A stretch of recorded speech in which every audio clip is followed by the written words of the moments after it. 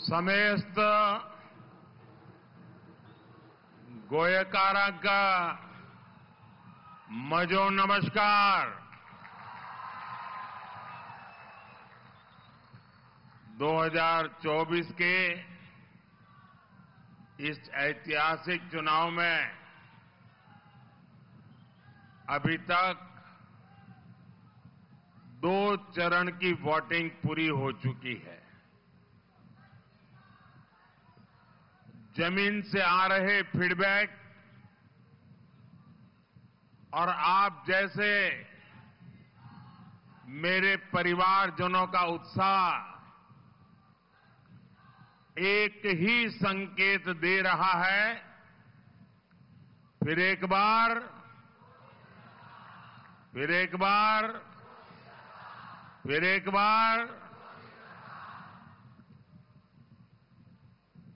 अब मैं जरा एक दूसरा नारा बुलवाता हूं आपसे। बोलेंगे? मैं बोलूंगा लेकिन अब आपको बोलना है फिर एक बार, ठीक है? गरीबों की सरकार, एससी, एसटी, ओबीसी की सरकार, युवा को अवसर देने वाली सरकार, महिलाओं को सुविधा देने वाली सरकार, फिशरमैन को समर्पित सरकार, टूरिज्म को बढ़ावा देने वाली सरकार, किसानों का कल्याण करने वाली सरकार, भारत को आधुनिक बनाने वाली सरकार। भाइयों और बहनों, मैं जब मंच पे आया तो मैं तय नहीं कर पा रहा था कि चुनाव सभा है कि विजय सभा है।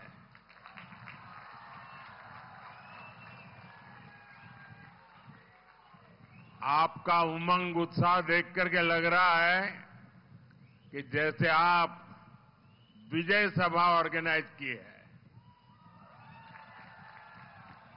भाइयों और बहनों,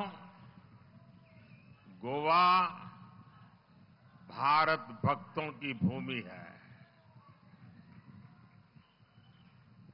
हम भाई हेमंत सुमन जैसे सेनानियों को याद करते हैं, जिन्होंने यहां विदेशी सरकार के सेक्रेटेरिएट पर तिरंगा फहराया था। ये धरती जगन्नाथराव जोशी जैसे सत्याग्रहियों की धरती है। गोवा के मंदिर जितने भव्य है, गोवा के चर्च भी उतने ही खूबसूरत है। एक भारत श्रेष्ठ भारत की बहुत ही सुंदर तस्वीर गोवा में दिखती है और इसलिए पूरी दुनिया के लिए गोवा आकर्षण का केंद्र बना हुआ है। यहां आना एक सुखद अनुभव होता है। भाइयों और बहनों,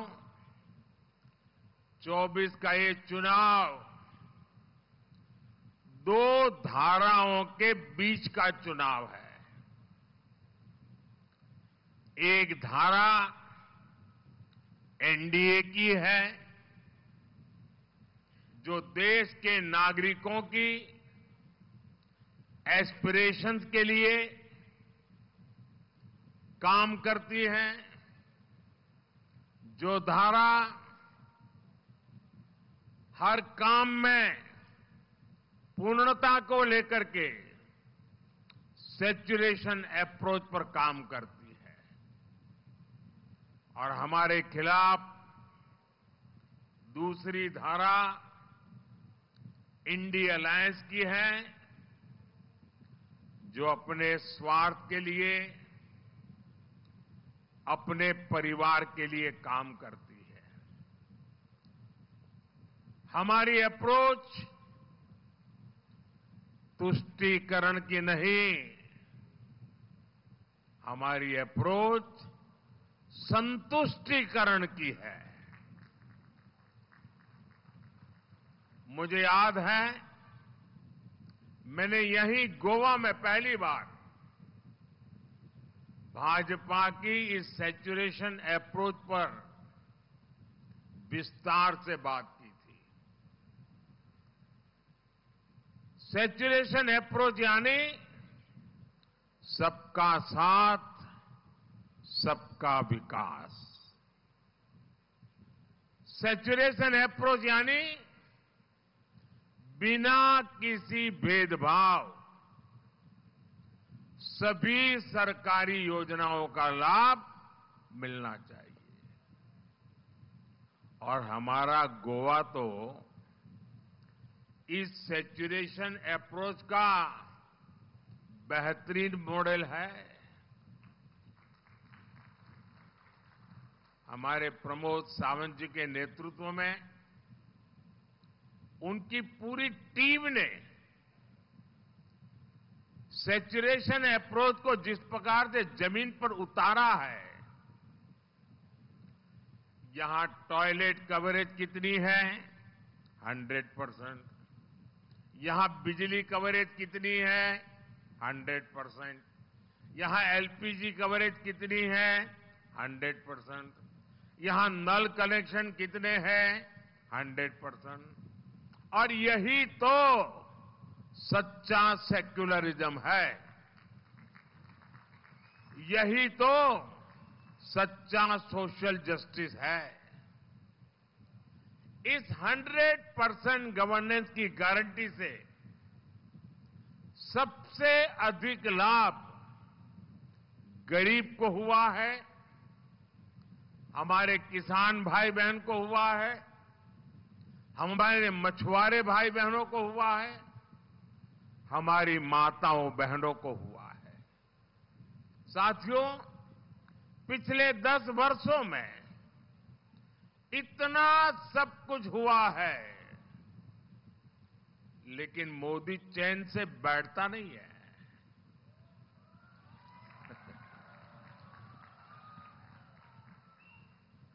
लोग परेशान हो जाते हैं, मोदी जी इतना दौड़ते क्यों हो? मोदी मौज करने के लिए पैदा नहीं हुआ है।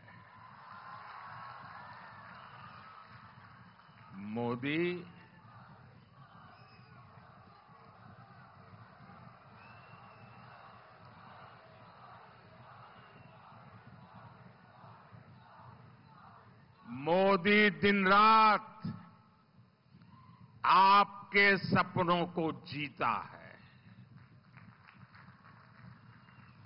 आपके सपने ही मोदी के संकल्प है। और इसलिए मेरा पल पल आपके नाम, मेरा पल पल देश के नाम। 24/7 फॉर 2047।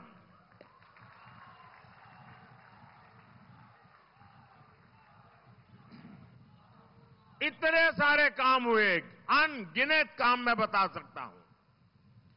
जीवन का कोई भी क्षेत्र उठा लीजिए, मैंने कुछ न कुछ अच्छा करने की कोशिश की होगी। और पिछले 10 साल में इतने सारे काम होने के बाद फिर भी मोदी दौड़ता है, क्योंकि ये जो 10 साल में मैंने किया है ना, इतना सारा किया है, फिर भी मेरे हिसाब से तो ये ट्रेलर है, ट्रेलर। अभी तो मुझे बहुत कुछ करना है। गोवा को, देश को बहुत आगे लेकर जाना है।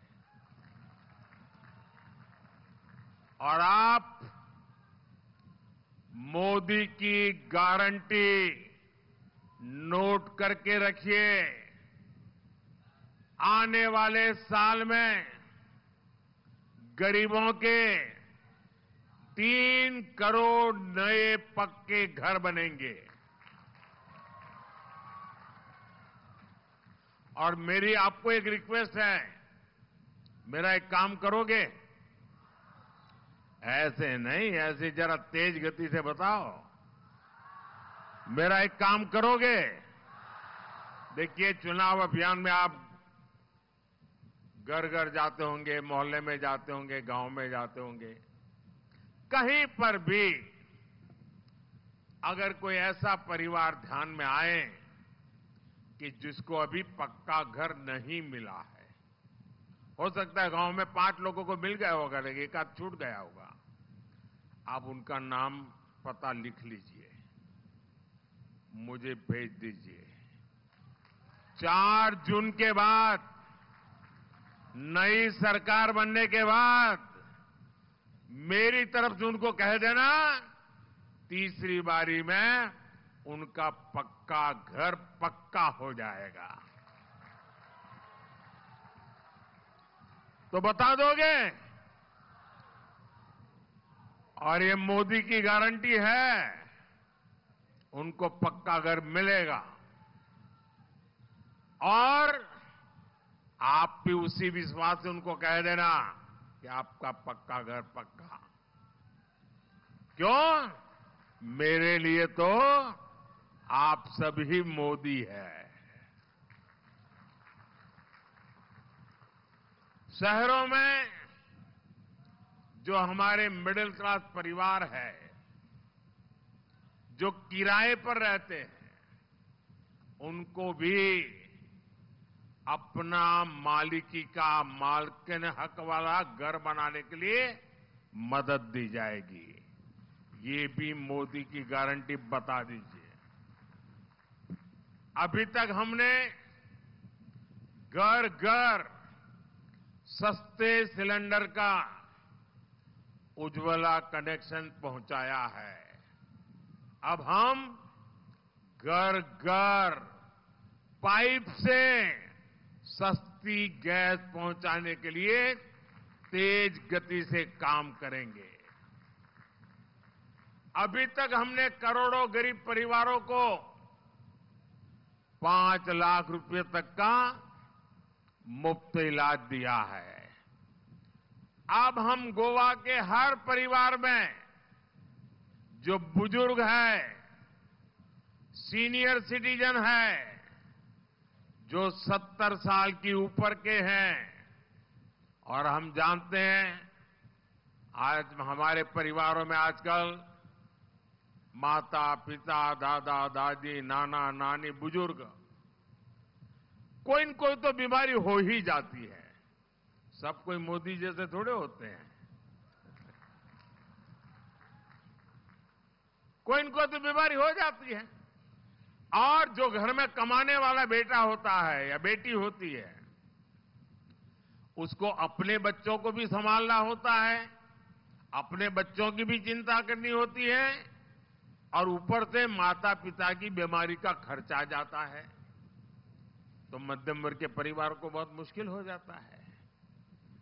तो आप घर घर जाकर के बता दीजिए, उनसे फॉर्म भर दीजिए कि 70 साल से ऊपर के कोई भी नागरिक होंगे, अब उनका इलाज का खर्चा दिल्ली में जो आपका बेटा बैठा है ना, वो मोदी करेगा। ये मोदी की गारंटी है। तो आप जाकर के फॉर्म भरवा देंगे सबका? हर एक का फॉर्म भरवा देंगे? जो 70 साल से ऊपर के हैं कर लेंगे। दूसरा, उसमें जो 85 से ऊपर के होंगे, उनके लिए हमने नियम नया बनाया है। उनको पोलिंग स्टेशन पर आने की जरूरत नहीं है, वो अपने घर से वोट कर सकते हैं। जो दिव्यांग है, वो अपने घर से वोट कर सकते हैं। और इसके लिए मैं चाहूंगा कि सरकार के साथ मिलकर के योजना बनाकर ऐसे लोगों का वोटिंग हो जाए। साथियों, कहने का तात्पर्य यह है कि गोवा का मेरा हर परिवार, मेरी हर फैमिली के पास इन सारी सुविधाओं के कारण पैसा बचेगा और वो अपने बच्चों के लिए खर्च कर पाएंगे, उनकी बहुत बड़ी चिंता मोदी दूर कर देगा। साथियों, ये भाजपा सरकार है। आजादी के बाद पहली बार, अब आप मुझे बताइए, देश आजाद हुआ उसके पहले भी फिशरमैन थे कि नहीं थे? जरा जवाब दीजिए ना। फिशरमैन थे कि नहीं थे? राम के जमाने में भी मछुआरे थे कि नहीं थे? लेकिन देश आजाद होने के बाद ये कांग्रेस सरकार वालों को कभी मछुआरों की याद नहीं आई।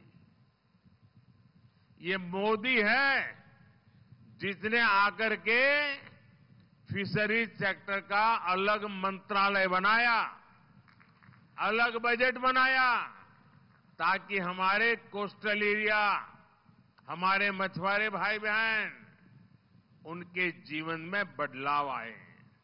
हमने मछुआरों को किसान क्रेडिट कार्ड दिया, हमने बोट्स को आधुनिक बनाने के लिए मदद दी, और अब भाजपा ने घोषणा की है कि फिशरमैन साथियों के लिए बीमा कवरेज बढ़ाया जाएगा, इंश्योरेंस बढ़ाया जाएगा। बीजेपी सरकार फिशरमैन भाई बहनों के लिए प्रोडक्शन और प्रोसेसिंग क्लस्टर भी बनाएगी। मछुआरों की आय बढ़ाने के लिए ऑर्गेनिक सीवीड की खेती को बढ़ावा दिया जाएगा। साथियों, आज पूरी दुनिया भारत को जानना चाहती है, भारत को देखना चाहती है, हमारी विरासत के प्रति आकर्षित है, और इसलिए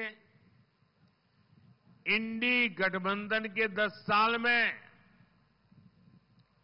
जितने विदेशी टूरिस्ट भारत आए थे, मोदी के आने के बाद पहले की तुलना में 2 करोड़ टूरिस्ट ज्यादा हिंदुस्तान में आए हैं।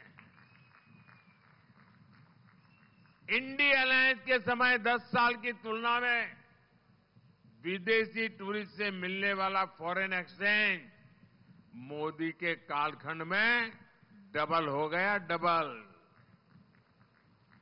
और इसका सबसे ज्यादा लाभ गोवा को ही मिलता है। इसमें बीजेपी सरकार की ई टूरिस्ट वीजा की बड़ी भूमिका रही है। इन सबका फायदा गोवा के आप मेरे सभी भाई बहनों को हो रहा है। ये भाजपा की ही सरकार है जिसने कोरोना के समय में पूरे देश में, ये आपको याद होना चाहिए, जब हमें वैक्सीन देने की बात आई, मैंने कहा सबसे पहले गोवा को मौका देना चाहिए, और हिंदुस्तान में सबसे पहले पूरे राज्य का वैक्सीनेशन, सभी नागरिकों का वैक्सीनेशन गोवा में हुआ था। क्यों? इसके पीछे कारण था। पॉलिटिकल आदमी क्या सोचता कि भाई जहां 40-50 पार्लियामेंट की सीटें हैं, पहले वहां काम करो। ये 2 सीट वाले हैं, अभी जल्दी क्या है? मोदी सीट का हिसाब नहीं लगाता है, चुनाव की का लेखा जोखा नहीं लगाता है। मुझे मालूम था कि गोवा में अगर वैक्सीनेशन का काम हो जाता है तो टूरिस्ट यहां आने में जरा भी झिझक नहीं करेगा, और मेरा गोवा का टूरिज्म तुरंत चालू हो जाएगा। दिल्ली में बैठ करके गोवा की इतनी बारीकी से चिंता करने वाली इसके पहले कभी कोई सरकार नहीं आई होगी, ये मैं आपको दावा के साथ कह सकता हूं। साथियों, भाजपा गोवा को इंटरनेशनल कॉन्फ्रेंस का भी एक बड़ा केंद्र बनाने में जुटी है। आजकल कॉन्फ्रेंस टूरिज्म बड़ा महत्व का है। आपने देखा होगा स्पोर्ट्स भी एक बहुत बड़ा टूरिज्म का सेंटर बन रहा है। आपने देखा होगा हमने ब्रिक्स समिट गोवा में की थी, हमने G20 की कितनी शानदार मीटिंग यहां ऑर्गेनाइज की और पूरी दुनिया में हमने गोवा का ब्रांडिंग मार्केटिंग का प्रयास किया। हमने ब्रिक्स देशों का फुटबॉल कंपटीशन भी यही किया गोवा में। हमारी सरकार गोवा के इंफ्रास्ट्रक्चर पर बहुत काम कर रही है। गोवा के दोनों एयरपोर्ट से यहां टूरिज्म को, और आजकल मैं एक नया मिशन लेके चला हूं, वो भी गोवा के लिए ही है। मैं हर किसी को कहता हूं, मेड इन इंडिया। शादी करने के लिए दुनिया में जाकर के रुपये बर्बाद करने की जरूरत नहीं है। मेरे देश में गोवा जैसी शानदार जगह है, शादियां यहां होनी चाहिए। और मेरा मूवमेंट है मेड इन इंडिया, ताकि यहां मेरे लोगों को रोजी रोटी मिले। जुवारी ब्रिज और वंदे भारत ट्रेन जैसी सुविधाएं गोवा की कनेक्टिविटी को और सशक्त कर रही है। आयुष अस्पताल से यहां वेलनेस को भी बढ़ावा मिल रहा है। साथियों, ये हमारा गोवा फुटबॉल की धरती है और इसलिए भारत में ओलंपिक हो, ये गोवा का कौन नौजवान है जो नहीं चाहता होगा। मैं गोवा के खेल प्रेमियों को ये भी बस गारंटी देता हूं, भारत में ओलंपिक हो, आपका ये सपना भी हम जरूर पूरा करेंगे, ये आपको मैं वादा करता हूं। साथियों, गोवा को विकास की नई ऊंचाई पर ले जाने के इन प्रयासों के बीच कांग्रेस और उसके साथी हर तरफ देश में नेगेटिविटी फैलाने में जुटे हैं। कांग्रेस सिर्फ वोट बैंक के लिए एक भारत श्रेष्ठ भारत की भावना का, हमारे संविधान का अपमान कर रही है। इससे जुड़ा एक बड़ा खुलासा गोवा में कांग्रेस के कैंडिडेट ने भी किया है। इस खुलासे ने कांग्रेस की सच्चाई बता दी है, उसका हिडन एजेंडा बाहर लाए हैं कि देश का संविधान उसके लिए कोई मायने नहीं रखता। साथियों, ये वोट बैंक के लिए कांग्रेस की सोची समझी साजिश है और ये अकेली घटना नहीं है। देश को बांटने वाली बात कर्नाटका के कांग्रेस सांसद ने कही है।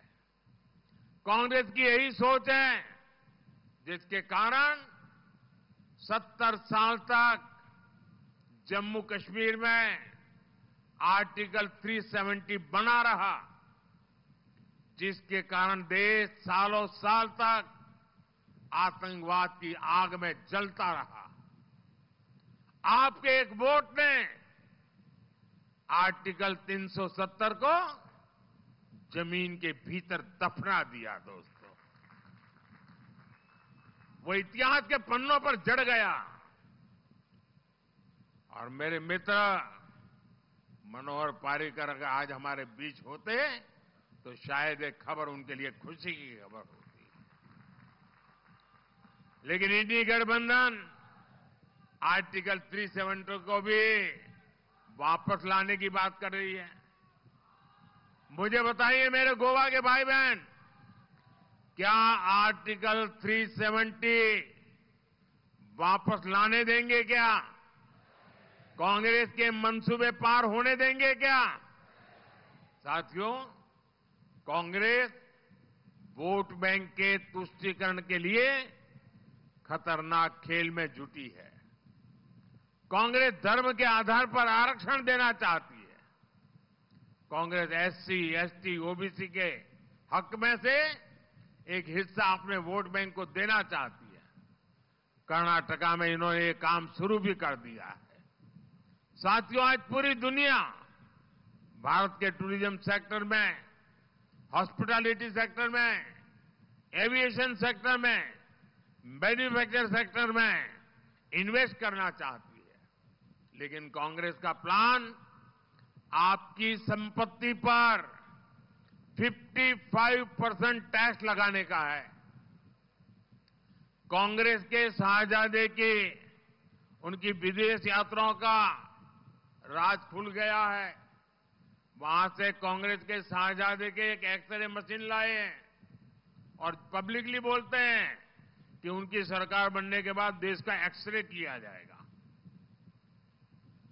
और एक्सरे मशीन से कांग्रेस आपकी संपत्ति की जांच करके उसे अपने वोट बैंक में बांटना चाहती है।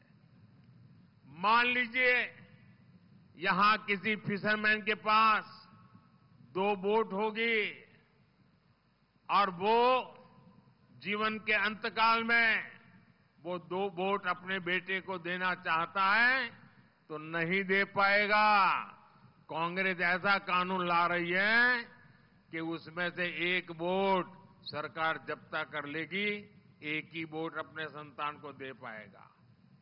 और आप जानते हैं ना कांग्रेस का पसंदीदा वोट बैंक कौन है? इसलिए पूरा देश कांग्रेस पर इल्जाम लगा रहा है और मुखर होकर बोल रहा है देश, कांग्रेस की लूट जिंदगी के साथ भी और जिंदगी के बाद भी।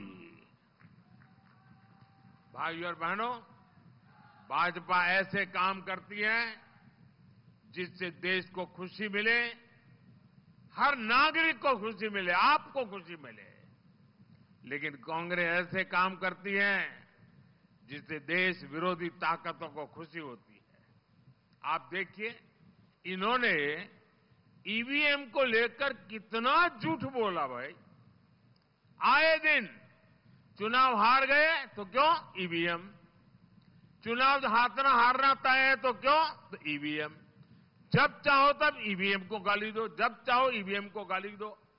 हिंदुस्तान के नागरिकों का ईवीएम से विश्वास उठ जाए, उसके लिए जितनी कोशिश होती है की इन्होंने भारत के लोकतंत्र के खिलाफ अविश्वास पैदा करने की कोशिश की, लोगों को भड़काने की कोशिश की। लेकिन सुप्रीम कोर्ट ने दूध का दूध और पानी का पानी कर दिया। सुप्रीम कोर्ट ने साफ कह दिया कि ईवीएम सही है, ईवीएम से होने वाला चुनाव सही है। ईवीएम के उपयोग से भारत का लोकतंत्र मजबूत भी हुआ है, भारत का लोकतंत्र आधुनिक भी हुआ है। अब मुझे बताइए, इतने सालों से कांग्रेस का झूठ चल रहा है, क्या कांग्रेस ने माफी मांगनी चाहिए कि नहीं मांगनी चाहिए?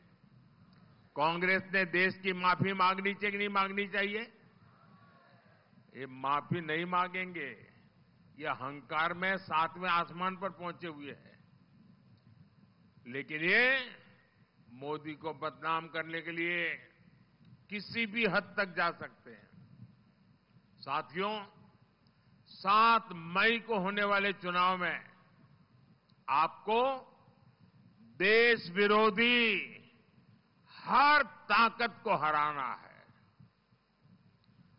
आपका सपना पूरा करने में साउथ गोवा से बहन पल्लवी श्रीनिवास डेम्पो और नॉर्थ गोवा से मेरे पुराने साथी श्रीपद नायक, ये दोनों विजयी होकर के आएंगे। ये दिल्ली में मेरी बहुत मदद करेंगे, दिल्ली सरकार को मजबूती मिलेगी और आपको आपके सपने पूरा करने के लिए एक बहुत बड़े अच्छे प्रतिनिधि मिलेंगे। और इसलिए मैं आज आपसे आशीर्वाद मांगने के लिए आया हूं। मैं आपसे वोट मांगने आया हूं। और मेरे गोवा के भाइयों बहनों, आप जब कमल के निशान पर बटन दबाएंगे ना, तो आपका वोट सीधा सीधा मोदी के खाते में जाएगा।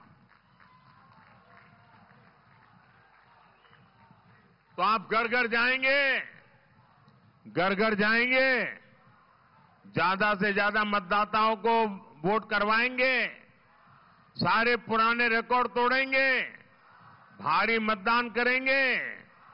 देखिए, गोवा के साथ मेरा एक और रिश्ता है। आज मैं जो कुछ भी हूं ना, मेरे जीवन के हर टर्निंग पॉइंट गोवा में ही हुआ है। मेरा प्रधानमंत्री बनने का पार्टी का फैसला भी यही गोवा में हुआ था। तो गोवा में मेरा भाग्य लिखा जाता है। और इसलिए मैं कहता हूं, मुझे ऐसे दो मजबूत साथी पार्लियामेंट में चाहिए। आपके मुझे आशीर्वाद चाहिए और पोलिंग बूथ जीतने का लक्ष्य लीजिए। अच्छा, मेरी एक पर्सनल रिक्वेस्ट है, करोगे? जरा हाथ ऊपर बता करके बताइए, करोगे? देखिए, घर घर जाइए और कहना कि मोदी जी आए थे, मोदी जी ने आपको नमस्कार भेजा है। मेरा नमस्कार पहुंचा देंगे? पहुंचा देंगे? मेरे साथ बोलिए, भारत माता की, भारत माता की, भारत माता की। बहुत बहुत धन्यवाद।